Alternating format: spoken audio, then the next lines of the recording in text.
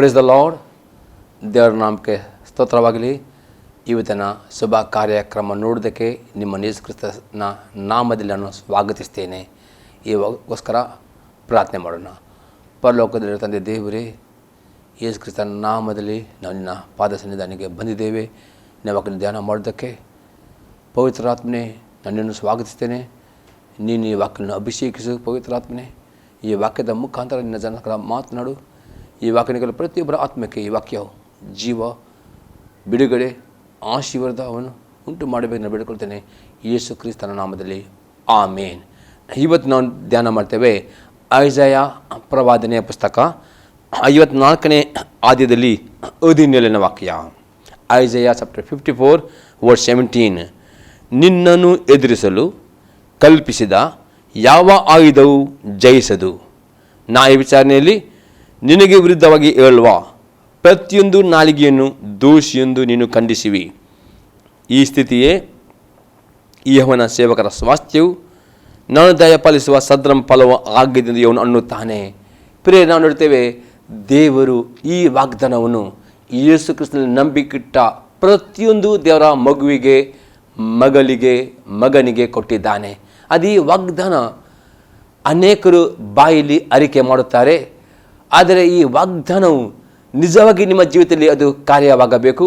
ಈ ವಾಗ್ದಾನ ನೀವು ಬಾಯಿಂದ ಅರಿಕೆ ಮಾಡಿದ ಹಾಗೆ, ಪ್ರಾರ್ಥನೆ ಮಾಡಿದ ಹಾಗೆ ಈ ವಾಗ್ದಾನದ ಎಲ್ಲ ಆಶೀರ್ವಾದ ಹೊಂದಿಕೊಳ್ಳಬೇಕಾದರೆ ಹೇಗೆ ಇದು ಹೊಂದಿಕೊಳ್ಳಬಹುದು, ಇದರ ಅರ್ಥ ಏನು ಎಂಬುದಾಗಿ ನಿಮಗೆ ನಾನು ವಿವರಿಸ್ತೇನೆ. ಒಂದು ನಿಂತುಕೊಳ್ಳಬೇಕು ಪ್ರೇರೆ, ನಿಮಗೆ ವಿರುದ್ಧವಾಗಿ ಹಾಗೂ ನಿಮ್ಮ ಕುಟುಂಬಕ್ಕೆ ವಿರುದ್ಧವಾಗಿ ಅಥವಾ ನಿಮ್ಮ ಸಭೆಗೆ ವಿರುದ್ಧವಾಗಿ, ನಿಮ್ಮ ಸೇವೆಗೆ ವಿರುದ್ಧವಾಗಿ, ನಿಮ್ಮ ಕೆಲಸಕ್ಕೆ, ಬಿಸ್ನೆಸ್ಸಿಗೆ, ನಿಮ್ಮ ಕುಟುಂಬ ಜೀವಿತಕ್ಕೆ, ದಾಂಪತ್ಯ ಜೀವಿತ ವಿರುದ್ಧವಾಗಿ ಸೈತಾನನು ಯಾವುದೇ ಆಯುಧವನ್ನು ಕಲ್ಪಿಸಬಹುದು. ಆದರೆ ಇಲ್ಲಿ ಹೇಳ್ತದೆ, ನೀವು ಈ ವಾಗ್ದಾನದೊಳಗೆ ನಂಬಿಕೊಂಡು ದೇವರ ವಾಕ್ಯಕ್ಕೆ ನೀವು ವಿಧೇಯರಾಗಿದ್ದರೆ ಯಾವುದೇ ಆಯುಧವು ನಿಮ್ಮ ಮೇಲೆ ಜಯವನ್ನು ಹೊಂದುವುದೇ ಇಲ್ಲ. ಅಷ್ಟೇ ಪ್ರಿಯರೇ, ಯಾರು ನಿಮಗೆ ಯಾವ ರೀತಿಯಲ್ಲಿ ಕೆಟ್ಟ ನಾಲಿಗೆಗಳು ನಿಮಗೆ ಶಪಿಸಬಹುದು, ನಿಮ್ಮನ್ನು ದೂರಬಹುದು, ನಿಮ್ಮ ಚಾಡಿ ಮಾತಾಡಬಹುದು, ನಿಮ್ಮ ಮರ್ಯಾದೆ ತೆಗೆಯಬಹುದು, ಯಾವ ನಾಲಿಗೆಗಳು ಸಕ್ಸಸ್ ಆಗಲಿಕ್ಕೆ ಬಿಡುವುದಿಲ್ಲ. ಯಾವಾಗ ಈ ವಾಗ್ದಾನ ನಂಬುತ್ತೀರೋ ಮತ್ತು ದೇವರ ವಾಕ್ಯಕ್ಕೆ ವಿಧೇಯರಾಗ್ತೀರೋ ಈ ವಾಗ್ದಾನ ನಿಮ್ಮ ಜೀವಿತ ಆಗ್ತದೆ. ಇನ್ನು ಕೆಲವು ಸಂಗತಿಗಳು ನಿಮಗೆ ನಾನು ಪ್ರಾಕ್ಟಿಕಲ್ ಆಗಿ ನಿಮಗೆ ನಾನು ಹೇಳ್ತೇನೆ. ಫಸ್ಟ್ ಪಾಯಿಂಟ್ ನೋಡುವ, ಯಾವ ಆಯುಧವು ನಮ್ಮ ಮೇಲೆ ಜಯಿಸುವುದಿಲ್ಲ. ಧರ್ಮೋಪದೇಶಕರ ಪುಸ್ತಕ 11ನೇ ಆದ್ಯದಲ್ಲಿ 22ರಿಂದ 25 ವಾಕ್ಯಗಳು. ಡಿಟೋನಮಿ ಚಾಪ್ಟರ್ 11 ವರ್ಸ್ 22ನಿಂದ 25 ತನಕ. ನಾನು ಬೋಧಿಸುವ ಈ ಧರ್ಮೋಪದೇಶವನ್ನೆಲ್ಲ ನೀವು ಅನುಸರಿಸುವವರಾಗಿ ನಿಮ್ಮ ದೇವರಾದ ಯೆಹೋವನನ್ನು ಪ್ರೀತಿಸಿ ಎಲ್ಲ ವಿಷಯಗಳಲ್ಲಿಯೂ ಆತನು ಹೇಳುವ ಮಾರ್ಗದಲ್ಲೇ ನಡೆದು ಆತನನ್ನೇ ಹೊಂದಿಕೊಂಡಿದ್ದರೆ ಆತನು ಆ ಜನಾಂಗಗಳನ್ನೆಲ್ಲ ನಿಮ್ಮ ಎದುರಿನಿಂದ ಹೊರಡಿಸುವನು. ನಿಮಗಿಂತಲೂ ಬಲಿಷ್ಠ ಜನಾಂಗಗಳ ದೇಶವನ್ನು ಸ್ವಾಧೀನ ಮಾಡಿಕೊಳ್ಳುವಿರಿ. ನೀವು ಹೆಜ್ಜೆ ಇಡುವ ಎಲ್ಲ ಸ್ಥಳಗಳು ನಿಮಗಾಗುವು. ಅರಣ್ಯ ಮೊದಲುಗೊಂಡು ಲೆಬನೋನ್ ಪರ್ವತದವರೆಗೂ ಮತ್ತು ಯೂಫ್ರೇಟಿಸ್ ನದಿಯಿಂದ ಪಶ್ಚಿಮ ಸಮುದ್ರದವರೆಗೂ ನಿಮ್ಮ ಸೀಮೆ ವ್ಯಾಪಿಸುವುದು. ಯಾರು ನಿಮ್ಮ ಮುಂದೆ ನಿಲ್ಲುವುದಿಲ್ಲ. ತಾನು ನಿಮಗೆ ಹೇಳಿದಂತೆ ನೀವು ಕಾಲಿಡುವ ಎಲ್ಲ ಪ್ರದೇಶಗಳ ಜನಗಳಿಗೂ ನಿಮ್ಮಿಂದ ದಿಗಿಲು ಇದ್ದುರಿಕೆಯು ಉಂಟಾಗುವಂತೆ ನಿಮ್ಮ ದೇವರ ಯೆಹೋವನು ಮಾಡುವನು. ಪ್ರಿಯರೇ, ಈ ಐಸಾಯ 50:17 ವಾಗ್ದಾನ ಸತ್ಯವಾಗಿದೆ. ಆಗ ದೇವರು ಆತ್ಮನು ಐಸಾಯ ಪ್ರವಾದಿ ಮುಖಾಂತರವಾಗಿ ಆ ವಾಗ್ದಾನವನ್ನು ಬರೀ ಇಸ್ರಾಯೇಲಿಗೆ ಮಾತ್ರವಲ್ಲ, ಯೇಸು ಕ್ರಿಸ್ತನ ನಂಬಿಕೆಟ್ಟ ಪ್ರತಿಯೊಂದು ದೇವರ ಮಗುವಿಗೆ ಕೊಡಲ್ಪಟ್ಟಿದೆ. ಮತ್ತು ಈ ವಾಗ್ದಾನವು ನಿಮ್ಮ ಜೊತೆ ಕಾರ್ಯವಾಗಬೇಕು. ಒಂದೇ ಕಂಡೀಷನ್ ನೋಡ್ತೇವೆ, ದೇವರ ವಾಕ್ಯಕ್ಕೆ ನಾವು ವಿಧೇಯರಾಗಬೇಕು. ಯಾವಾಗ ಪ್ರೇರೆ ನಿಮ್ಮ ಸಂಪೂರ್ಣ ಹೃದಯದಿಂದ, ಪ್ರಾಣದಿಂದ, ಬುದ್ಧಿಯಿಂದ, ನಿಮ್ಮ ಶಕ್ತಿಯಿಂದ, ನಿಮ್ಮ ಆದಾಯದಿಂದ ದೇವರ ವಾಕ್ಯಕ್ಕೆ ದೇವರ ಆಜ್ಞೆ ವಿಧೇಯರಾಗುತ್ತಿರು, ಆಗ ದೇವರು ನಿಮ್ಮ ಸಂಗಡ ಇದ್ದುಕೊಂಡು ಸೈತಾನ ಯಾವ ವಿಧ ಆಯುಧವನ್ನು ಕಲ್ಪಿಸಿದರೂ ಯಾವ ಆಯುಧವು ಜಯವನ್ನು ಹೊಂದಲಿಕ್ಕೆ ಅದನ್ನು ಬಿಡುವುದಿಲ್ಲ. ಎಲ್ಲ ಸೈತಾನ ಆಯುಧಗಳು, ಕೋಟೆಗಳು, ಕೋತಲು ಕಡವೆ ಪಡುವುದು. ದೇವರು ನಿಮ್ಮ ಸಂಗಡ ಇದ್ದುಕೊಂಡು ನಿಮ್ಮನ್ನ ಎಲ್ಲ ಸತ್ತುಗಳ ಮುಂದೆ ನಿಮ್ಮ ತಲೆಯನ್ನು ಮೇಲೆಗೆದುತ್ತಾನೆ ಮತ್ತು ಸತ್ತುಗಳ ಮುಂದೆ ಔತಣ ಮೇಲೆ ನಿಮಗೆ ಸಿದ್ಧಪಡಿಸ್ತಾನೆ. ನಿಮ್ಮ ಪಾತ್ರೆ ತುಂಬ ಹೊರಸೂಸುವುದು, ನಿಶ್ಚಯವಾಗಿ ಶುಭ ಕೃಪೆ ನಿಮ್ಮ ಮೇಲೆ ಬರುವುದು. ಆದರೆ ದೇವರ ವಾಕ್ಯಕ್ಕೆ ನಾವು ಅವಿಧೇಯರಾಗುವುದಾದರೆ, ನೀವು ಪಾಪದಲ್ಲಿ ಜೀವಿಸುವುದಾದರೆ ಆಗ ಇವಾಗ ಎಷ್ಟೂ ಅರಿಕೆ ಮಾಡಬಹುದು. ಆ ವಾಗ್ದಾನ ನಿಮ್ಮ ಜೊತೆ ಕಾರ್ಯ ಆಗಲಿಕ್ಕೆ ಆಗುವುದಿಲ್ಲ. ಯಾಕೆಂದರೆ ನಿಮ್ಮ ಜೀವಿತಿರುವ ಪಾಪ ನಿಮಿತ್ತ. ಅದಕ್ಕೋಸ್ಕರ ಪ್ರೇರೆ ದೇವರ ವಾಗ್ದಾನ ಸತ್ಯ ವಾಕ್ಯವಿದೆ, ದೇವರಿಂದ ಸುಳ್ಳಾಡುವುದಿಲ್ಲ. ಅದೇ ಆ ವಾಗ್ದಾನ ಕಾರ್ಯವಾಗಬೇಕು, ಅದಕ್ಕೆ ಒಂದು ಖಂಡಿಸ ಸರತು ಅದು ಆಗದೆ ದೇವರ ವಾಕ್ಯಕ್ಕೆ ವಿಧೇಯರಾಗಬೇಕು. ಆವಾಗ ವಿಧೇಯರಾಗುವಾಗ ಈ ವಾಗ್ದಾನ ನಿಮ್ಮದಾಗ್ತದೆ. ಮತ್ತು ವಾಗ್ದಾನ ಪ್ರಕಾರ ನೀವು ಭಯಪಡಾಗುತ್ತಿಲ್ಲ. ಯಾವ ಆಯುಧವು ನಿಮ್ಮಲ್ಲಿ ಜಾವಲಿಕ್ಕೆ ದೇವರು ಬಿಡುವುದೇ ಇಲ್ಲ. ಇನ್ನೊಂದು ಎಕ್ಸಾಂಪಲ್ ನೋಡ್ತೇವೆ ಪ್ರೇ ಧರ್ಮೋತ್ಸವನ ಪುಸ್ತಕ 28ನೇ ಆದ್ಯದಲ್ಲಿ 7ನೇ ವಾಕ್ಯ, ಡಿಟೋನಮಿ 28:7. ನಿಮ್ಮ ಮೇಲೆ ಬರೋ ಶತ್ರುಗಳು ನಿಮ್ಮಿಂದ ಸೋತು ಹೋಗುವಂತೆ ಇವನು ಮಾಡುವನು. ಅವ್ರು ಒಂದೇ ದಾರಿ ನಿಮ್ಮ ಮೇಲೆ ಬಂದರು 7 ಓಡಿ ಹೋಗರು. ಇಲ್ಲಿ ನೋಡ್ತೀವಿ ದೇವರು ಹೇಳ್ತಾನೆ, ಆ 1ನೇ ವಾಕ್ಯದಲ್ಲಿ ಹೀಗೆ ಬರ್ತದೆ, ನೀವು ನಿಮ್ಮ ದೇವರಾದ ಯೆಹೋವನ ಮಾತನ್ನು ಶ್ರದ್ಧೆಯಿಂದ ಕೇಳಿ ನಾನೀಗ ನಿಮಗೆ ಬೋಧಿಸುವ ಆತನ ಆಜ್ಞೆಗಳನ್ನೆಲ್ಲ ಅನುಸರಿಸಿ ನಡೆದರೆ ಆತನ ಭೂಮಿ ಮೇಲಿರುವ ಎಲ್ಲ ಜನಗಳು ನಿಮ್ಮನ್ನು ಉನ್ನತಿರುವನು. ಪ್ರೇ ಇಲ್ಲಿ ದೇವರು ಆ ಇಸ್ರಾಯೇಲ್ ಜನರಿಗೆ ಹೀಗೆ ಹೇಳ್ತಾನೆ, ಯಾರು ಯಾವ ದೇವರ ಆಜ್ಞೆಗಳನ್ನು ಕೇಳ್ಕೊಂಡು ನಡೆಯುತ್ತಾರೋ ಪ್ರೇ ಅವರಿಗೆ ಶತ್ರುಗಳು ಒಂದು ದಾರಿ ಬಂದರು 7 ದಾರಿಗಳಿಂದ ಆ ಶತ್ರುಗಳು ಸದರಿಸಿ ಬಿಡುತ್ತಾನೆ ದೇವರು ಹೇಳ್ತಾನೆ. ಪ್ರೇ ಹಾಗಾದರೆ ದೇವರ ವಾಕ್ಯ ಸತ್ಯ. ಎಂದಿಗೂ ಸೈತಾನ್ಯನಿಗೆ ಯಾವ ಮನುಷ್ಯನಿಗೂ ಭಯಪಡುವ ಅಗತ್ಯವಿಲ್ಲ. ಈ ಲೋಕದಲ್ಲಿ ಅವನಿಗಿಂತಲೂ ಅತಿ ಶ್ರೇಷ್ಠದ ಯೇಸು ಕ್ರಿಸ್ತನ ಆತ್ಮ ನಿಮ್ಮ ಒಳಗಿರುವಾಗ ಯಾವ ಸಂಗತಿಗೂ ಯಾವ ಸೈತಾನ್ಯನಿಗೂ ಯಾವುದಕ್ಕೂ ಭಯಪಡೋ ಅಗತ್ಯವಿಲ್ಲ. ಪ್ರೇ ಯಾವ ಆಯುಧವು ನಿಮ್ಮ ಜೀವನ ಒಂದೇ ಷರತ್ತು ಆಗಿದೆ ಪ್ರೇರೆ, ದೇವರ ವಾಕ್ಯಕ್ಕೆ ಮಾತ್ರ ಬಿದ್ದೇವೆ. ಅದಕ್ಕೋಸ್ಕರ ದೇವರ ದಿನಾಲೂ ಪ್ರಾರ್ಥನೆ ಮಾಡಬೇಕು. ವಾಕ್ಯ ಓದುವಾಗ ದೇವ ನನ್ನಲ್ಲಿ ಆ ವಿಧೇಯತೆಯ ಹೃದಯವನ್ನು ಕೊಡು, ವಿಧೇಯದ ಆತ್ಮ ಕೊಡು. ಇನ್ನು ಎಲ್ಲಿಯಾದರೂ ನಿನ್ನ ವಾಕ್ಯಕ್ಕೆ ನಾನು ವಿಧೇಯನಾಗಲಿ ಉಂಟೋ ಪವಿತ್ರ ಆತ್ಮನೇ, ನಿನ್ನ ವಾಕ್ಯದ ಮುಖಾಂತರ ಈ ರೀತಿಯ ತಗ್ಗಿಸುವ ಪ್ರಾರ್ಥನೆ ನಿಮ್ಮಲ್ಲಿ ಇರಬೇಕು ಪ್ರತಿ ದಿವಸ. ಯಾವಾಗ ಪ್ರತಿ ದಿವಸ ಆ ತಗ್ಗಿಸುವ ಮನಸ್ಸಿನಿಂದ ಚಿಕ್ಕ ಮಗುವಿನಂತೆ ದೇವರ ವಾಕ್ಯಗಳನ್ನು ಪ್ರೀತಿಸ್ತಿರೋ, ವಾಕ್ಯ ನಡೀತಿರೋ, ಆವಾಗ ಎಂದಿಗೂ ಯಾರಿಗೂ ಯಾವುದೇ ಬಾಡಾಗುತ್ತಿಲ್ಲ. ನಿಮ್ಮ ಯಾವ ಆಯುಧಗಳು ನಿಮ್ಮ ಬಿಡುವುದಿಲ್ಲ. ಒಂದು ವೇಳೆ ಒಂದಾಗಲಿ ಬಂದರೂ ಆ ಸೈತನ್ನು 7 ಓಡಿ ಹೋಗದೆ ದೇವರು ಮಾಡುತ್ತಾನೆ ಎಂಬುದನ್ನು ಇಲ್ಲಿ ನೋಡ್ತೇವೆ. ಇನ್ನೊಂದು ಎಕ್ಸಾಂಪಲ್ ನೋಡ್ತೇವೆ. ಯೆಹೋಶುವನ ಪುಸ್ತಕ 21ನೇ ಆದ್ಯದಲ್ಲಿ 44 ಮತ್ತು 45ನೇ ವಾಕ್ಯ. ಯೆಹೋಶುವನ ಪುಸ್ತಕ 21ನೇ ಆದ್ಯದಲ್ಲಿ 44 ಮತ್ತು 45ನೇ ವಾಕ್ಯ. ಅವರ ಯೆಹೋವನು ಅವರ ಪೂರ್ವಿಕರಿಗೆ ಆಣಿ ಇಟ್ಟು ಹೇಳಿದಂತೆ ಅವರಿಗೆ ಎಲ್ಲ ಕಡೆಯಲ್ಲಿಯೂ ಸಮಾಧಾನ ಕೊಟ್ಟನು. ವೇದಿಗಳಲ್ಲಿ ಒಬ್ಬನು ಅವರ ಮುಂದೆ ನಿಲ್ಲಲಿಲ್ಲ. ಆತನು ಎಲ್ಲರನ್ನೂ ಅವರ ಕೈಗೆ ಒಪ್ಪಿಸಿದನು. ಆತನು ಇಸ್ರಾಯೇಲಿಗೆ ಮಾಡಿದ ಅತಿ ಶ್ರೇಷ್ಠ ವಾಗ್ದಾನದಲ್ಲಿ ಒಂದೂ ತಪ್ಪಿ ಹೋಗಲಿಲ್ಲ, ಎಲ್ಲ ನೆರವೇರಿದವು. ಪ್ರೇರೆ ನಾವು ಇಲ್ಲಿ ಸಹ ನೋಡ್ತೇವೆ ಪ್ರೇರೆ, ದೇವರು ಆ ಇಸ್ರಾಯೇಲ್ ಪೂರ್ವಿಕ ಆಣಿ ಇಟ್ಟು ಹೇಳಿದನು ಏನೆಂದರೆ ಎಲ್ಲ ಕಡೆ ನಿಮಗೆ ಸಮಾಧಾನ ಕೊಡ್ತಾನೆ. ಆಗ ಅವರಿಗೆ ಸಮಾಧಾನ ಕೊಟ್ಟನು. ಯಾವ ವೇರಿಯೋ ಅವರ ಮುಂದೆ ನಿಲ್ಲಕ್ಕೆ ದೇವರು ಬಿಡಲಿಲ್ಲ. ಮತ್ತು ದೇವರ ಪ್ರತಿ ವಾಗ್ದಾನಗಳು ಅವರಲ್ಲಿ ನೆರವೇರಿತು. ಆಗದ ಪ್ರೇರೆ ದೇವರ ವಾಗ್ದಾನ ಸತ್ಯ. ಐಜಯ 54:17 ನಿಮ್ಮ ವಿರುದ್ಧವಾಗಿ, ನಿಮ್ಮ ಕುಟುಂಬ ವಿರುದ್ಧವಾಗಿ, ನಿಮ್ಮ ಕೆಲಸಕ್ಕೆ, ನಿಮ್ಮ ಬಿಸ್ನೆಸ್, ನಿಮ್ಮ ದಾಂಪತ್ಯ ಜೀವಿತ ವಿರುದ್ಧವಾಗಿ ಕಲ್ಪಿ ಯಾವ ಆಯುಧಗಳು ಪ್ರೇರೆ ನಿಮ್ಮ ಮೇಲೆ ಜಯ ಹೊಂದುವುದಿಲ್ಲ. ಹೆದರಬೇಡಿರಿ ಪ್ರೇರೆ, ಹೆದರಬೇಡಿ. ಇಷ್ಟೇ ಒಂದೇ ಷರತ್ತು ಬೇಕು, ದೇವರ ವಾಕ್ಯಕ್ಕೆ ಬಿದ್ದರಾಗುವುದು. ಒಂದೇ ನಿಮ್ಮ ಹೃದಯದ ಕೂಗಿರಲಿ ಪ್ರತಿದಿನ, ದೇವ ನನ್ನಲ್ಲಿ ಆ ವಿಧೇಯತೆ ಹೃದಯ ಕೊಡು. ಒಂದೇ ನಿಮ್ಮ ಹೃದಯದ ಪಶ್ಚಾತ್ತಾಪ, ದೇವ ನನ್ನ ಪರೀಕ್ಷಿಸು, ನಾನು ಶೋಧಿಸು. ಇನ್ನೂ ನಾನು ಕೇರಿನ ಮಾರ್ಗದಲ್ಲಿ ಏನೋ ನಾನು ನೋಡಿ ಸಣ್ಣ ಮಾರ್ಗ. ಈ ರೀತಿಯ ಪ್ರಾರ್ಥನೆ ಮುಖಾಂತರ ಬೈಬಲ್ ಓದಿ ದೇವರ ವಾಕ್ಯ ಧ್ಯಾನ ಮಾಡಿ ದೇವರ ವಾಕ್ಯ ಕೇಳಿ, ಆವಾಗ ಪ್ರೇರೆ 100% ನೀವು ಸೆಕ್ಯೂರು, ಸುರಕ್ಷಿತರಾಗಿವ್ರಿ. ಯಾವ ಆಯುಧ ನಿಮ್ಮ ಜೀವನಕ್ಕೆ ಎಂದಿಗೂ ದೇವರು ಬಿಡುವುದಿಲ್ಲ. ಇನ್ನೊಂದು ವಾಕ್ಯ ನಾವು ಹೊಸ ಮಟ್ಟಕ್ಕೆ ನೋಡ್ತೇವೆ. ಯಾಕೋಬನ ಬರೆದ ಪತ್ರಿಕೆ 4ನೇ ಅಧ್ಯಾಯದಲ್ಲಿ 7ನೇ ವಾಕ್ಯ. ಅಲ್ಲಿ ಯಾಕೋಬನು ಈಗ ಹೇಳ್ತಾನೆ, ದೇವರಿಗೆ ಒಳಗಾಗಿರಿ. ಅದರ್ಥ ದೇವರ ವಾಕ್ಯಕ್ಕೆ ವಿಧೇಯರಾಗಿ ದೇವರಿಗೆ ಒಳಗಾಗಿರಿ. ಮತ್ತು ಸೈತನಿಗೆ ಬೇಡಿರಿ. ಯಾವ ರೋಗಕ್ಕೂ ಭಯಪಡಬೇಡಿ. ಯಾವ ರೋಗವು, ಯಾವ ಸೈತನು, ಯಾವ ಶೋಧನೆಯು, ಯಾವ ಶತ್ರು ನಿಮ್ಮ ಮುಂದೆ ನಿಲ್ಲಕ್ಕಾಗ ಇಷ್ಟೇ ದೇವರಿಗೆ ಒಳಗಾಗಿದ್ರೆ ದೇವರ ಪ್ರತಿ ಆಜ್ಞೆಗೆ ವಿಧೇಯರಾಗಿರಿ. ಮತ್ತು ಆ ದೇವರ ವಾಕ್ಯವನ್ನು ಅಥವಾ ದೇವರ ವಾಗ್ದಾನವನ್ನು ಮಾತನಾಡಿ ನಿಮ್ಮ ಬಾಯಿಂದ ಮಾತನಾಡಿ ಪ್ರೇರೆ. ದೇವರ ವಾಗ್ದಾನ ಮಾತನಾಡುವಾಗ ಸೈತಾನನು ನಿಮ್ಮ ಮುಂದೆ ಓಡಿ ಹೋಗ್ತಾನೆ, ಆದರೆ ಬಿಟ್ಟು ಹೋಗ್ತಾನೆ. ಯಾಕೋಬನ 4ನೇ ಎಲ್ಲ ಈಗಲಾಗಿ ದೇವರಿಗೆ ಒಳಗಾಗಿರಿ ಮತ್ತು ಆತನನ್ನು ಎದುರಿಸಿರಿ, ಆತನ ಬಿಟ್ಟು ಓಡಿ ಹೋಗಿ 100% ಪ್ರೇರೆ ದೇವರ ವಾಕ್ಯನ ವಿಧೇಯರಾಗಿಕೊಂಡು ಸೈತನ ಮುಂದೆ ಆ ವಾಕ್ಯನ ಮಾತನಾಡುವಾಗ ಆತನು ಓಡಿ ಹೋಗ್ತಾನೆ, ಆತನು ಬಿಟ್ಟು ಬಿಡ್ತಾನೆ. ಆತನ ಯಾವ ಆಯುಧರು ನಿಮ್ಮಲ್ಲಿ ಜೀವನಕ್ಕೆ ಆಗುವುದಿಲ್ಲ. 2ನೇ ಸಂಗತಿ ನೋಡ್ತೇವೆ, ಭಯಪಡುವ ಅಗತ್ಯವಿಲ್ಲ, ಭಯ ಪಡಬೇಡಿರಿ. ಯೋಬನ ಪುಸ್ತಕ 11ನೇ ಅಧ್ಯಾಯದಲ್ಲಿ 18ನೇ ವಾಕ್ಯ. ಜೋಬ್ ಚಾಪ್ಟರ್ 11 ವರ್ಸ್ 18. ನಿರೀಕ್ಷೆಗೆ ಆಸ್ಪದವಿರುವುದರಿಂದ ಧೈರ್ಯಗೊಂಡಿರುವಿ, ಸುತ್ತಲೂ ನೋಡಿ ಅಪಾಯವಿಲ್ಲವನ್ನು ವಿಶ್ರಮಿಕೊಂಡಿರುವಿ. ಏನಿದೆ? ನಿಮಗೆ ಆತ್ಮದಲ್ಲಿ ಆ ನಿರೀಕ್ಷೆಯೂ ಇರ್ತದೆ. ಯಾವಾಗ ದೇವರ ವಾಕ್ಯನ ವಿಧೇಯರಾಗ್ತಿರೋ ನಿಮ್ಮ ನಿರೀಕ್ಷೆಯು ವೃದ್ಧಿಯಾಗ್ತದೆ. ಆ ನಿರೀಕ್ಷೆಗೆ ನಿಮಗೆ ಆಸ್ಪದವಿರುವುದರಿಂದ ನಿಮ್ಮಲ್ಲಿ ಯಾವ ಧೈರ್ಯ ಇರುತ್ತದೆ. ಎಂದಿಗೂ ನೀವು ಪ್ರೇರೆ ಯಾವ ಚಿಂತೆ ಮಾಡೋದಿಲ್ಲ, ಯಾವ ಅಪಾಯವಿಲ್ಲ, ವಿಶ್ರಾಮದಿಂದ ವಿಶ್ರಾಮ ಮಾಡ್ತೀವಿ. ಒಳ್ಳೆಯ ನಿದ್ರೆ ದೇವರು ಕೊಡುವನಾಗಿದ್ದಾನೆ. ಯಾರು ದೇವರ ವಾಕ್ಯ ವಿಧೇಯರಾಗ್ತೀರೋ ಅವರಿಗೆ ಒಳ್ಳೆಯ ನಿದ್ರೆ, ಸುಖ ನಿದ್ರೆ ಕೊಡ್ತಾರೆ. ಪ್ರೇರ ಅವರಿಗೆ ಯಾವ ಭಯ ಇರುವುದಿಲ್ಲ, ಅವ್ರಿಗೆ ಯಾವಾಗಲೂ ಧೈರ್ಯ ಇರುತ್ತೆ. ಯಾಕೆ? ವಿಧೇಯರಾಗುವಾಗ ನಿಮ್ಮ ಆತ್ಮದಲ್ಲಿ ನಿರೀಕ್ಷೆಯು ಅಭಿವೃದ್ಧಿಯಾಗ್ತದೆ. ಅದೇ ಅವಿಧೇಯರಾದರೆ ಮಾತ್ರವೇ ನಿಮಗೆ ಚಿಂತೆ ಭಯ ಬರ ಆಗಿದೆ. ಪ್ರೇರೆ ಒಂದೇ ಷರತ್ತು ಆಗಿದೆ ಪ್ರೇರೆ, ಸೈತನ ಆಯುಧಗಳು ಮುರಿಯಲ್ಪಡಬೇಕಾ? ದೇವರ ವಾಕ್ಯ ವಿಧೇಯರಾಗಬೇಕು. ಆವಾಗ ನಿಮಗೆ ಯಾವ ರೀತಿಯ ಭಯ ನಿಮಗೆ ಬರುವುದಿಲ್ಲ. ಇನ್ನೊಂದು ವಾಕ್ಯ ನಾವು ನೋಡ್ತೇವೆ. ಕೀರ್ತನೆ 91ನೇ ಕೀರ್ತನೆಯಲ್ಲಿ 5-8 ವಾಕ್ಯಗಳು. Psalm 91 verse 5-8.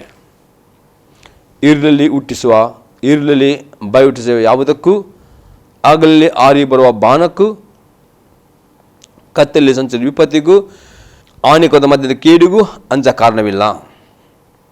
ನಿನ್ನ ಮಗುಲಲ್ಲಿ 1000 ಜನರು, ನಿನ್ನ ಬಲಗಡೆ 10,000 ಜನರು ಸತ್ತು ಬಿದ್ದರು, ನಿನಗೇನು ತಟ್ಟದು. ನೀನು ಅದನ್ನು ಕಣ್ಣಾರೆ ಕಂಡು ದುಷ್ಟ ಪ್ರತಿಯನ್ನು ಉಂಟೆಂಬುದಕ್ಕೆ ಸಾಕ್ಷಿಯಾಗಿರುವ ಎಷ್ಟೇ. ಪ್ರೇರೆ ಯಾವ ದೇವರ ವಾಕ್ಯವನ್ನು ವಿಧೇಯರಾಗುತ್ತೀರೋ ಪ್ರೇರೆ ಇಡೀ ಕೀರ್ತನೆ 91 ನಿಮ್ಮದಾಗಿದೆ. ಈ 91 ಕೀರ್ತನೆ ಬರೀ ಅರಿಕೆ ಮಾಡೋದು ಮಾತ್ರ ಅಲ್ಲ, ಏನೇನು ಈ 91 ಕೀರ್ತನೆ ವಾಗ್ದಾನ ಉಂಟು ಅದು ನಿಮ್ಮದಾಗಿದೆ. ಇಷ್ಟೇ ವಿಧೇಯರಾಗುವುದಾಗಿ ಪ್ರೇರೆ. ಯಾವ ಇರಲಿ ಯಾವುದಕ್ಕೂ, ಆಗಲೇ ಆರೋ ಬಾಣಕ್ಕೂ, ವಿಪತ್ತಿಗೂ, ಮತ್ತು ಕೇಡಿಗೂ ಯಾವುದಕ್ಕೂ ಭಯಪಡ ಅಗತ್ಯವಿಲ್ಲ. ನಿಮ್ಮ ಮಗಳು 10,000 ಸತ್ತು ಬಿದ್ದರೂ ನಿಮಗೆ ತಟ್ಟುವುದಿಲ್ಲ. ಇಷ್ಟೇ ದುಷ್ಟರಿಗೆ ಮಾತ್ರ ಪ್ರತಿ ಉಂಟು ಎಂಬುದಾಗಿ ನೀವು ಸಾಕ್ಷಿಯಾಗುತ್ತೀರಿ ವಿನ ದೇವರ ವಾಕ್ಯ ವಿಧೇಯರಾಗುವವರಿಗೆ ದೇವರು ಅವರ ಸಂಗಡ ಇಟ್ಟುಕೊಂಡು ಪ್ರೇರೆ ಎಲ್ಲದರಲ್ಲೂ ನಿಮಗೆ ದೇವರು ಜಯವನ್ನು ಕೊಡುವನಾಗಿದ್ದೇನೆ ಪ್ರೇರೆ. ಇನ್ನೊಂದು ವಾಕ್ಯ ನೋಡ್ತೇವೆ. ಕೀರ್ತನೆ 112ನೇ ಕೀರ್ತನೆಯಲ್ಲಿ 7ನೇ ವಾಕ್ಯ. 112ನೇ ಕೀರ್ತನೆಯಲ್ಲಿ 7ನೇ ವಾಕ್ಯ. ಅವನಿಗೆ ಕೆಟ್ಟ ಸುದ್ದಿಯ ಭಯವಿರುವುದಿಲ್ಲ, ಇವನಲ್ಲಿ ಭರವಸೆ ಇಟ್ಟುವುದರಿಂದ ಅವನ ಮನಸ್ಸು ಸ್ಥಿರವಾಗಿರುವುದು. ಇಲ್ಲಿ 1ನೇ ವಾಕ್ಯ ಹೇಳ್ತದೆ. ಕೀರ್ತನೆ 101ನೇ ವಾಕ್ಯ. ಯಾವಿಗೆ ಸ್ತೋತ್ರ, ಇವನಲ್ಲಿ ಭಯಭಕ್ತಿಗಳವನಾಗಿ ಆತನ ಆಜ್ಞೆಗಳು ಆತನಿಂದ ಪಡುವನು ಅವನೇ ಧನ್ಯನು. ಏನು ಧನ್ಯನು ಪ್ರೇರೆ? ಇಲ್ಲಿ ವಾಕ್ಯ. ಯಾವ ದೇವರ ವಾಕ್ಯ ವಿಧೇಯರಾಗುತ್ತೀರೋ ಅವರಿಗೆ ಕೆಟ್ಟ ಸುದ್ದಿಯ ಭಯವಿರುವುದು. ಎಂದಿಗೂ ಅವರಿಗೆ ಕೆಟ್ಟ ಸುದ್ದಿಯ ಭಯ ಇರುವುದಿಲ್ಲ. ಇವನಲ್ಲಿ ಭರವಸೆ ಇಟ್ಟುವುದರಿಂದ ಅವನ ಮನಸ್ಸು ಸ್ಥಿರವಾಗಿ ಪ್ರಿಯ, ಅವರ ಮನಸ್ಸು ಸ್ಥಿರವಾಗಿ, ಎಂದಿಗೂ ಅವರ ಮನಸ್ಸು ಗಲಿಬಿಲಿ ಅಥವಾ ನಿರಾಸೆ, ಜಿಗುಪ್ಸೆ ಅಥವಾ ಕುಂದಿಸುವಿಕೆ ಬರದೆ ಅವರ ಸ್ಥಿರವಾಗುವುದು, ಸ್ಥಿರಚಿತ್ತವನ್ನು ಹೊಂದಿಕೊಳ್ಳುವರು ಪ್ರೇರೆ. ಹಿಂದೆ ಷರತ್ತು ದೇವರ ವಾಕ್ಯಕ್ಕೆ ಪೂರ್ಣ ಮನಸ್ಸಿಂದ ವಿಧೇಯರಾಗಿರಿ. ಇದು ನಿಮ್ಮ ವಾಗ್ದಾನವಾಗಿದೆ ಪ್ರೇರೆ. ಇನ್ನೊಂದು ವಾಕ್ಯ ನೋಡ್ತೆ. ಜ್ಞಾನೋಕ್ತಿ ಪುಸ್ತಕ 3ನೇ ಅಧ್ಯಾಯದಲ್ಲಿ 24ನೇ ವಾಕ್ಯ. ನೀನು ಮಲಗುವಾಗ ಹೆದರಿಕೆ ಇರುವುದಿಲ್ಲ, ಮಲಗಿದ ಮೇಲೆ ಸುಖವಾಗಿ ನಿದ್ರೆ ಮಾಡಿ. ಎಷ್ಟು ಹೇಳ್ತೆ ಪ್ರೇರೆ? ನಿಮ್ಮ ರಾತ್ರಿ ಮಲಗುವಾಗ ಯಾವ ಹೆದರಿಕೆ ಇಲ್ಲದೆ, ಯಾವ ಭಯಪಡದೆ ಸುಖಕರವಾದ ಸಮಾಧಾನ ನಿದ್ರೆ ಮಾಡುವಾಗೆ ದೇವರು ನಿದ್ರೆ ಕೊಡುತ್ತಾನೆ. ಯಾರು ದೇವರ ವಾಕ್ಯ ವಿಧೇಯರಾಗ್ತಾರೆ. ಅದು ದೇವರ ವಾಕ್ಯ ನಾವು ವಿಧೇಯರಾಗ್ತೀರೋ, ಪಾಪದಲ್ಲಿ ಜೀವಿಸ್ತಿರೋ, ಆಗ ನಿಮಗೆ ನಿದ್ರೆ ಬರೋದಿಲ್ಲ. ರಾತ್ರಿಯಲ್ಲೂ ಭಯ, ಹಗಲಲ್ಲಿ ಭಯ ಕಡೆ ಆಗುತ್ತೆ ಪ್ರಿಯ. ಇವತ್ತು ದೇವರ ವಾಗ್ದಾನ ಸತ್ಯವಾಗಿದೆ ಪ್ರಿಯ. ಈ ವಾಗ್ದಾನ ನಿಮಗಿರುವಾಗ ಯಾವತ್ತಿಗೂ ಭಯಪಡಬೇಡಿ. ಇಷ್ಟೇ ಒಂದೇ ಷರತ್ತಾಗಿದೆ, ದೇವರ ವಾಕ್ಯಕ್ಕೆ ಮಾತ್ರ ವಿಧೇಯರಾಗಿರಿ. ಆಗ ಈ ವಾಗ್ದಾನ ನಿಮ್ಮದಾಗಿದೆ ಪ್ರೇರೆ.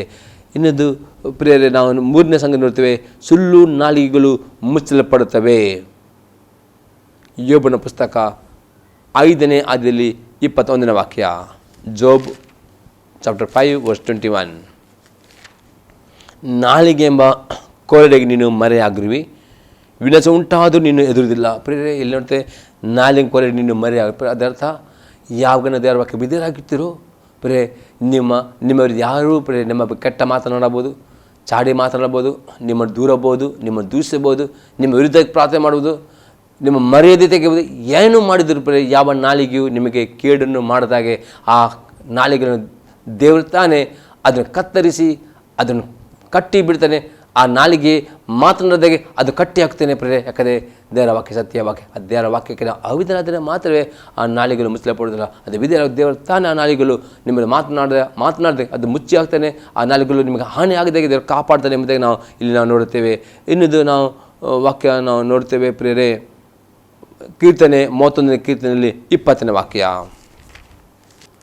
ಮನುಷ್ಯರ ಒಳ ಸಂಚುಗಳಿಂದ ಹಾನಿ ಉಂಟಾಗದಂತೆ ಅವರನ್ನು ನಿನ್ನ ಸಾನ್ನಿಧ್ಯದಲ್ಲಿಯೇ ಮರೆ ಮಾಡುತ್ತಿ.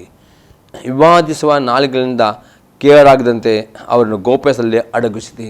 ಪ್ರಿಯ, ಇಲ್ಲಿ ಇರ್ತದೆ, ಯಾವ ದೇವರ ವಾಕ್ಯಕ್ಕೆ ವಿಧೇಯರಾಗುತ್ತೀರೋ ಆಗ ದೇವರು ತಾನೇ, ಯಾವ ಮನುಷ್ಯರು ಒಲ ಸಂಚು ಮಾಡಿ ನಿಮಗೆ ಹಾನಿ ಉಂಟಾಗಿದೆ, ಅವರ ನಾಲಿಗೆಯಲ್ಲಿ ನಿಮಗೆ ಹಾನಿ ಉಂಟಾಗಿದೆ, ದೇವರು ತನ್ನ ಸನ್ನಿಧಾನದಲ್ಲಿ ನಿಮ್ಮನ್ನು ಮರೆ ಮಾಡುತ್ತಾನೆ. ಮತ್ತು ಯಾವ ನಾಲಿಗೆ ನಿಮ್ಮ ವಿರುದ್ಧ ಮಾತನಾಡಿಕೊಂಡು ನಿಮಗೆ ಹಾನಿ ಆಗದಾಗೆ, ನಿಮ್ಮ ಸೇವೆಗೆ, ನಿಮ್ಮ ಕೆಲಸಕ್ಕೆ, ನಿಮ್ಮ ಕುಟುಂಬ ಹಾನಿ ಆಗಿದೆ, ನಾನು ದೇವ್ರ ತಾನೇ ಮರೆ ಮಾಡ್ತೇನೆ ಎಂಬುದೇ ಇಲ್ಲಿ ದೇವರು ಹೇಳ್ತಾನೆ. ಪ್ರಿಯರೇ, ಮತ್ತು ವಿವಾದಿಸ ನಾಲಿಗೆ ಕೆಲವು ನಾಲಿಗೆ ನಿಮ್ಮ ಬಗ್ಗೆ ವಿವಾದಿಸಬಹುದು, ನಿಮ್ಮ ಬಗ್ಗೆ ಸುಳ್ಳು ಸಾಕ್ಷಿಗಳು, ಆ ನಾಲಿಗೆಗಳು ನಿಮಗೆ ಕೇಡು ಮಾಡದಂತೆ ದೇವರು ನಿಮ್ಮನ್ನು ಗೋಪಲಾಡಿಸಿ. ಪ್ರಿಯ, ಹಾಗಾದರೆ ನೀವು ಯಾವ ನಾಲಿಗೆಗಳಿಗೆ ಎದುರು ಅಗತ್ಯ ಇಲ್ಲ, ಇಷ್ಟೇ ನೀವು ಪ್ರೇರಣೆ ಮಾಡಬೇಕು. ದೇವರ ವಾಕ್ಯಕ್ಕೆ ಮಾತ್ರ ಪೂರ್ಣ ಮನಸ್ಸಿನಿಂದ, ಪೂರ್ಣ ಹೃದಯದಿಂದ, ಪೂರ್ಣ ಪ್ರೀತಿಯಿಂದ, ಭಯಭಕ್ತಿಯಿಂದ ವಿಧೇಯರಾಗುವುದು ಮಾತ್ರ. ಆಗ ಈ ವಾಗ್ದಾನ ನಿಮ್ಮದಾಗಿದೆ. ಪ್ರೇರೆ, ಇನ್ನೊಂದು ರೆಫರೆನ್ಸ್ ನೋಡೋ ಪ್ರೇರೆ, ಕೀರ್ತನೆ 63ನೇ ಕೀರ್ತನೆಯಲ್ಲಿ 11ನೇ ವಾಕ್ಯ. ಅರಸನು ದೇವರಲ್ಲಿ ಆನಂದಿಸುವನು, ದೇವರ ಮೇಲೆ ಆಣೆ ಇಡುವರೆಲ್ಲರೂ ಸುಳ್ಳು ಬಾಯಿ ಮುಚ್ಚಿ ಹೋಗುವುದನ್ನು ಕಂಡು ಹಿಗ್ಗುವರು. ಹೇಳ್ತದೆ, ಅರಸನು ನೀವು ದೇವರಲ್ಲಿ ಆನಂದಿಸ್ತೀರಿ, ಮತ್ತು ದೇವರ ಮೇಲೆ ಆಣೆ ಇಡುವರೆಲ್ಲರೂ ಸುಳ್ಳು ಬಾಯಿ ಮುಚ್ಚಿ ಹೋಗುವುದನ್ನು ಕಂಡು ಹಿಗ್ಗುವ. ನೀವು ದೇವರ ವಾಕ್ಯ ವಿಧೇಯರಾಗುವಾಗ ನಿಮ್ಮ ವಿರುದ್ಧ ಮಾತ್ರ ಎಲ್ಲ ಸುಳ್ಳು ಬಾಯಿ, ಸುಳ್ಳು ನಾಲಿಗೆ ಅದು ಮುಚ್ಚಿ ಬಿಡ್ತಾನೆ ದೇವರು. ಮತ್ತು ನಿಮಗೆ ಯಾವ ನಾಲಿಗೆಗಳ ಹಾನಿ ಆಗಿದೆ ದೇವರು ಕಾಪಾಡುವನಾಗಿದ್ದಾನೆ. ಹೊಸ ನಂಬಿಕೆಗೆ ನಾವು ಒಂದು ವಾಕ್ಯ ನೋಡೋಪ್ರೆ, 1ನೇ ಪೇತ್ರನ ಪತ್ರಿಕೆ 2ನೇ ಅಧ್ಯಾಯದಲ್ಲಿ 15ನೇ ವಾಕ್ಯ. 1 Peter chapter 2 verse 15. ತಿಳಿಯದೆ ಮಾತನಾಡುವ ಮೂಢ ಜನರ ಬಾಯನ್ನು ನೀವು ಒಳ್ಳೆಯ ನಡತೆಯಿಂದ ಕಟ್ಟಬೇಕೆಂಬುದೇ ದೇವರ ಚಿತ್ತ. ಇವತ್ತು ಪ್ರೇರೆ, ಆ ಕೆಟ್ಟ ಜನರು ಪ್ರೇರೆ ಗೊತ್ತಿಲ್ಲದೆ ನಿಮ್ಮ ಜೊತೆಗೆ ಮಾತನಾಡುವಾಗ ಆ ನಾಲಿಗೆಗಳನ್ನು ಕಟ್ಟುವುದು ಹೇಗೆಂದರೆ ಪ್ರೇರೆ, ನೀವು ಒಳ್ಳೆಯ ನಡತೆಯಿಂದ ದೇವರ ವಾಕ್ಯ ವಿಧೇಯರಾಗಿಕೊಂಡು ಅನ್ಯ ಜನರ ಮುಂದೆ ನಿಮ್ಮ ನಡತೆ, ನಿಮ್ಮ ಬಾಯ ಮಾತುಗಳು ಯೋಗ್ಯವಾಗಿ ದೇವರ ವಿಧೇಯರಾಗುವುದರೆ ನಿಮ್ಮ ನಡತೆಯಿಂದಲೇ ಕೆಟ್ಟ ಕೆಟ್ಟ ಬಾಯು ಮುಚ್ಚಲ್ಪಡುವುದು. ಅಂದರೆ ಒಳ್ಳೆಯ ನಡತೆಯಿಂದ ಅವರ ನಾಲಿಗೆಯನ್ನು ನೀವು ಕಟ್ಟುಲಿಕ್ಕೆ ಸಾಧ್ಯವಾಗ್ತದೆ ಎಂಬುದಾಗಿ ಆಗಿದೆ. ಇವತ್ತು ಈ ವಾಗ್ದಾನ ನಿಮ್ಮದಾಗಬೇಕಾ? ಇಷ್ಟೇ ದೇವರ ವಾಕ್ಯಕ್ಕೆ ವಿಧೇಯರಾಗಿರಿ, ಆಗ ಯಾವ ನಾಲಿಗೆಯು ಯಾವ ಆಯುಧದ ಮೇಲೆ ಜಯವನ್ನು ಹೊಂದುವುದಿಲ್ಲ.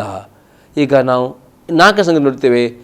ದೇವರು ಕೊಟ್ಟ ಸ್ವಾಸ್ಥ್ಯ ಎಂದರೆ ಏನು ಎಂಬುದಾಗಿ ನೋಡೋ ಪ್ರೇರೆ.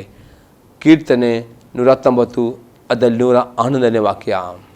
ನಿನ್ನ ಕಟ್ಟಳೆಗಳನ್ನು ನನ್ನ ನಿತ್ಯ ಸ್ವಾಸ್ಥ್ಯವನ್ನಾಗಿ ಆರಿಸಿಕೊಂಡಿದ್ದೇನೆ, ಅವು ನನ್ನ ಹೃದಯಕ್ಕೆ ಉಲ್ಲಾಸಕರವಾಗಿವೆ. ಪ್ರೇರೆ, ದೇವರು ಕೊಟ್ಟ ಸ್ವಾಸ್ಥ್ಯ ಎಂದರ್ಥ ದೇವರ ಆಜ್ಞೆಗಳನ್ನು ಪ್ರೇರೆ ಪ್ರತಿ ಗಳಿಗೆಯಲ್ಲಿ ನಿಮ್ಮದಾಗಿ ಸ್ವೀಕಾರ ಮಾಡಬೇಕು. ಯಾವುದೇ ಆಜ್ಞೆ ಕಠಿಣ ಎಂಬುದೇ ಬಿಡಬೇಕು. ಯೇಸು ಕ್ರಿಸ್ತನು ಹೇಳ್ತಾನೆ, ಯೇಸು ಕ್ರಿಸ್ತನು ಹೊಸ ನಂಬಿಕೆಯಲ್ಲಿ ಪ್ರೇರೆ ಪ್ರತಿಯೊಂದು ಕಠಿಣ ಆಜ್ಞೆಗಳನ್ನು ಸುಲಭವಾಗಿ ಕಟ್ಟಿದ್ದಾನೆ. ಅದೇ ಅಪೊಸ್ತಲ ಯೋನ 1 ಯೋನ 5:3 ವಾಕ್ಯ. ದೇವರ ಮೇಲೆ ಪ್ರೀತಿ ಏನೆಂದರೆ ಆತನ ಆಜ್ಞೆಗಳನ್ನು ಕೈಕೊಂಡು ನಡೆಯುವುದೇ. ಆತನ ಆಜ್ಞೆಗಳು ಭಾರವಾದವುಗಳಲ್ಲ. ದೇವರು ಯೇಸು ಕ್ರಿಸ್ತನ ಮೂಲಕ ಯಾವ ಭಾರವಾದ ಆಜ್ಞೆಯನ್ನು ಕೊಡಲಿಲ್ಲ. ಆದರೆ ನಿತ್ಯ ಸ್ವಾಸ್ಥ್ಯದಲ್ಲಿನೂ ದೇವರು ಕೊಟ್ಟಪಟ್ಟ ಪ್ರತಿಯೊಂದು ಆಜ್ಞೆಗಳನ್ನು ನಿಮ್ಮದಾಗಿ ನೀವು ಸ್ವೀಕಾರ ಮಾಡಿಕೊಳ್ಳಬೇಕು. ಮತ್ತು ಆ ವಾಗ್ದಾನ, ಆ ಆಜ್ಞೆಗಳಿಗೆ ವಿಧೇಯರಾಗುವಾಗ ಪ್ರೇರೆ ಅದೇ ನಿಮಗೆ ಸ್ವಾಸ್ಥ್ಯ. ದೇವರ ವಾಕ್ಯಗಳು ನಿಮ್ಮದಾಗಿ ಸ್ವೀಕಾರ ಮಾಡಬೇಕು, ಪ್ರತಿಯೊಂದು ಆಜ್ಞೆಗಳನ್ನು ಸ್ವೀಕಾರ ಮಾಡಬೇಕು ಮತ್ತು ಅದನ್ನು ವಿಧೇಯರಾಗಬೇಕು. ಆಗ ಈ ವಾಗ್ದಾನ ನಿಮ್ಮದಾಗಿಕೊಂಡು ನೀವು ಯಾವ ಕೇಡಿಗೂ ಯಾವ ಆಯುಧವೂ ನಿಮ್ಮ ಜಯ ಹೊಂದಿಲ್ಲ, ಯಾವ ನಾಯಿಗೆಯೂ ನಿಮಗೆ ಹಾನಿ ಆಗದಾಗೆ ದೇವರು ಕಾಪಾಡುವುದು ತಾನೇ ಪ್ರೇರೆ. ಲಾಸ್ಟ್ 5 ಸಂಗತಿ ನೋಡ್ತೇವೆ. ದೇವರು ದಯಪಾಲಿಸುವ ಸದ್ರಮ ಫಲವು, ಅದರ ಅರ್ಥ ನೋಡೋ ಪ್ರೇರೆ. 1ನೇ ಕೊರಿಂಥದವರಿಗೆ ಪತ್ರಿಕೆ 1ನೇ ಅಧ್ಯಾಯದಲ್ಲಿ 30ನೇ ವಾಕ್ಯ. ನೀವು ಕ್ರಿಸ್ತ ಯೇಸುವಿನಲ್ಲಿರುವುದು ಆತನಿಂದಲೇ. ಕ್ರಿಸ್ತ ಯೇಸು ನಮಗೆ ದೇವರ ಕಡೆಯಿಂದ ಜ್ಞಾನವು, ನೀತಿ, ಶುದ್ಧೀಕರಣ, ವಿಮೋಚನೆ ಕಾರಣನು ಆದನು. ಪ್ರೇರಿತ ನೋಡಿದೆ, ಯಾವಾಗ ನೀವು ಯೇಸು ಕ್ರಿಸ್ತನ ಮೇಲೆ ನಂಬಿಕೆ ಇಡುತ್ತೀರೋ ಮತ್ತು ಆತನ ಅಂಗೀಕಾರ ಮಾಡಿ ನೀರಿನ ಮುಳುಗಿ ದೇಶ ತೆಗೆದುಕೊಂಡು ಆತನ ವಾಕ್ಯ ವಿಧೇಯರಾಗ್ತಿರೋ, ಯೇಸು ಕ್ರಿಸ್ತನು ನಿಮ್ಮನ್ನು ನೀತಿವಂತರನ್ನಾಗಿ ಮಾಡ್ತಾನೆ. ಆ ನೀತಿ ಎಂಬ ವಜ್ರಕವಚ ನಿಮಗೆ ಧರಿಸ್ತಾನೆ. ಯಾವಾಗ ದೇವರ ವಾಕ್ಯದ ವಿಧೇಯರಾಗ್ತೀರಿ, ಯಾವಾಗ ನೀತಿ ಎಂಬ ವಚನ ಧರಿಸಿಕೊಳ್ಳುತ್ತೀರೋ, ಯಾವುದೇ ದೇಶದ ಯಾವ ಅಗ್ನಿ ಬಾಣಗಳು ನಿಮಗೆ ಆಕ್ರಮಣ ಮಾಡಲಿಕ್ಕೆ ಆಗುವುದಿಲ್ಲ. ನೀತಿ ವಚಕ ನಿಮ್ಮನ್ನು ಪ್ರೊಟೆಕ್ಟ್ ಮಾಡುವುದು. ಅದೇ ನೀತಿ ಎಂಬ ವಚಕ ಧರಿಸಿಕೊಳ್ಳಬೇಕಾ? ಬರೀ ಎಷ್ಟು ನಂಬಿಕೆ ಇಡುವುದು ಮಾತ್ರ ನಂಬಿಕೆ ಇಡಬೇಕು, ಆತನ ಅಂಗೀಕಾರ ಮಾಡಬೇಕು, ನಿರ್ಲಜ್ಜಿಸಿಕೊಳ್ಳಬೇಕು. ಅದರ ಬಗ್ಗೆ ವಿಧೇಯರಾಗುವಾಗ ಯೇಸು ಕ್ರಿಸ್ತ ನಿಮಗೆ ನೀತಿವಂತನಾಗಿಕೊಂಡು ನಿಮಗೆ ನೀತಿಯ ವಚನ ಒದಗಿಸಿಕೊಂಡು ಸಹಿತ ಎಲ್ಲ ಬಾಣಗಳ ಮೇಲೆ ತಗಲದಾಗಿ ಅದನ್ನು ಕಾಪಾಡುವನಾಗಿದೆ ಪ್ರೇರೆ. ಇನ್ನೊಂದು ಅದಕ್ಕೆ ವಾಕ್ಯ ನೋಡುವ ಫಿಲಿಪಿಯವರಿಗೆ ಬರೆದ ಪತ್ರಿಕೆ 3ನೇ ಅಧ್ಯಾಯದಲ್ಲಿ 9ನೇ ವಾಕ್ಯ. ಫಿಲಿಪಿಯನ್ಸ್ 3:9. ಇದರಲ್ಲಿ ನನ್ನ ಉದ್ದೇಶವೇನೆಂದರೆ, ನಾನು ಕ್ರಿಸ್ತನನ್ನು ಸಂಪಾದಿಸಿಕೊಂಡು ನೇಮನಿಷ್ಠೆಗಳ ಫಲವಾಗಿರುವ ಸ್ವನೀತಿಯನ್ನು ಆಶ್ರಯಿಸದೆ ಕ್ರಿಸ್ತನನ್ನು ನಂಬುವುದರಿಂದ ದೊರಕುವಂಥ, ಅಂದರೆ ಕ್ರಿಸ್ತನ ಮೇಲಿನ ನಂಬಿಕೆಯ ಆಧಾರದಿಂದ ದೇವರು ಕೊಡುವಂಥ ನೀತಿಯನ್ನೇ ಹೊಂದಿ ಕ್ರಿಸ್ತನಲ್ಲಿರುವವನಿಗೆ ಕಾಣಿಸಿಕೊಳ್ಳಬೇಕೆಂಬುದೇ.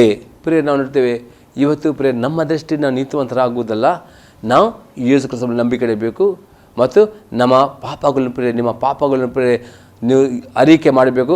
ಆ ರಕ್ತ ನಿಮ್ಮ ಪಾಪವನ್ನು ತೊಳೆದು ನಿಮ್ಮ ಶುದ್ಧೀಕರಿಸುವಾಗ ಪ್ರೇರೆ ನೀವು ನೀತಿವಂತರಾಗಿ ತೋರಿ ಬರ್ತೀರಿ. ಅದಕ್ಕೆ ಪ್ರೇರೆ 1 ಯೋಹನ ಪತ್ರಿಕೆ 1:8 ವಾಕ್ಯದ ಬೆಳೆಪಡಿದೆ, ನಮ್ಮಲ್ಲಿ ಪಾಪವಿಲ್ಲ ಎಂದು ಹೇಳಿದರೆ ನಾವೇ ಮೋಸಪಡಿಸಿಕೊಳ್ತೇವೆ ಮತ್ತು ಸತ್ಯ ಎಂಬುದು ನಮ್ಮಲ್ಲಿಲ್ಲ.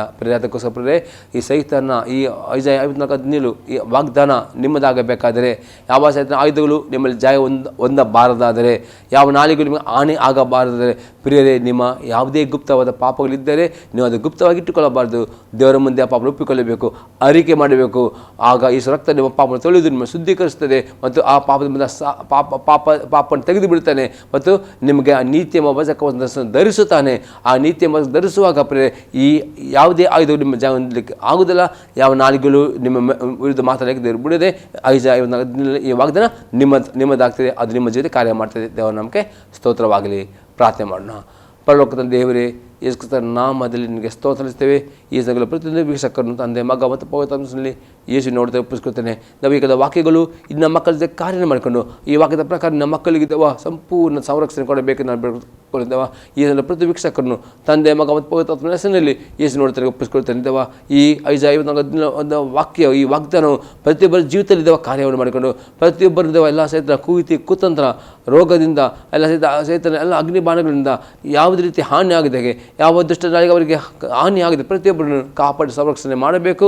ಮತ್ತು ನಮ್ಮ ಮಕ್ಕಳಿಗಿದ್ದೇವ ವಾಕ್ಯ ವಿದ್ಯರಾಗುವಂಥ ವಿದ್ಯೆಯ ಆತ್ಮವನ್ನು ವಿದ್ಯೆಯ ಹೃದಯವನ್ನು ಅನುಗ್ರಹ ಮಾಡಬೇಕು ನಾನು ಬೇಡ್ಕೊಳ್ತೇನೆ.